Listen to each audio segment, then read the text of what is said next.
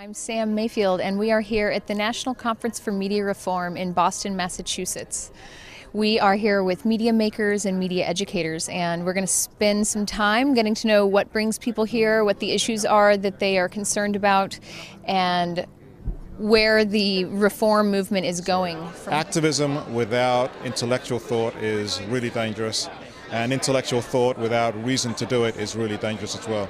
You put the two together, and I think free press and the people who come to this kind of conference really put that together well. Earlier today, fantastic panel on Egypt, Afghanistan, and the coverage of war.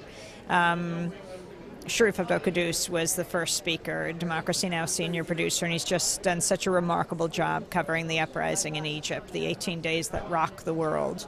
Really made this epic political event personal, so that every day I think people waited with bated breath. What would happen to Noha Radwan, the UC Davis professor, who after being on Democracy Now! Was beaten by thugs in the street of Egypt, her head cut open, goes to the hospital, it's sewn up, and the next day she's back in Tahrir. Hearing people's names, knowing who their families are, what they believe. It's not just that bird's eye view sort of from the moon down to Tahrir Square. It's important to see that because it was so massive, about 1 million people, then 2 million people. But also, who are these people? When you had the corporate media looking like they were under the covers in the hotel room with a lower third that said, reporting from an undisclosed location, versus Sharif Abdel-Quddus in Tahrir broadcasting to everyone. I call that trickle-up journalism.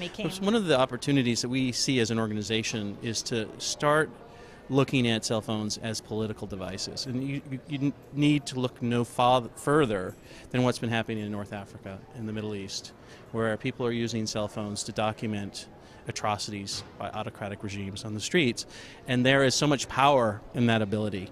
And that problem exists to some degree here in the United States, where we have cell phones that are blocked.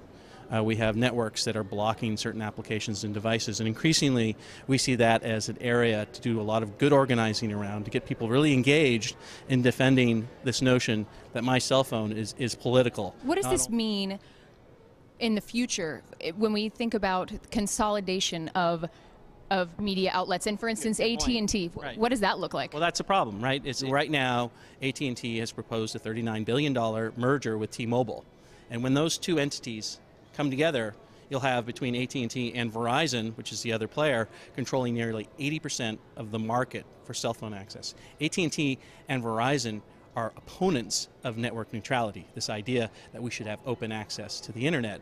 And so when they have so much market control, not only can they control the prices, not only can they control the devices, but they can control the network. They can control what you can do when you get online. And that is a scary proposition in this age, when we have to protect internet access via cell phone devices as much as we protect internet access via any device. What's so scary about them having control over what we do when we're on the internet? Well, I mean, you have to look at the internet, and you have to look at how revolutionary the last 20 years of popular internet use have been for people. We have taken an information network that's largely top-down, if you look at traditional broadcast media, traditional print media, and we've turned it on its head. The internet made that possible. And now as more and more people are going online, and importantly more and more people are going online via handheld devices, we need to make sure that the last 20 years of this open experiment of the internet, we're not just that, an experiment.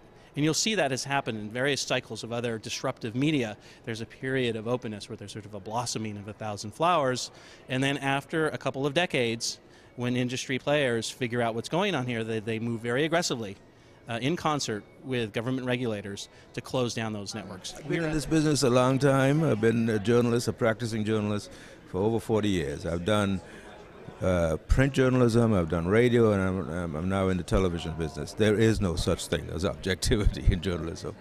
You know, it is all editorial decisions at whatever level they're made, they are subjective.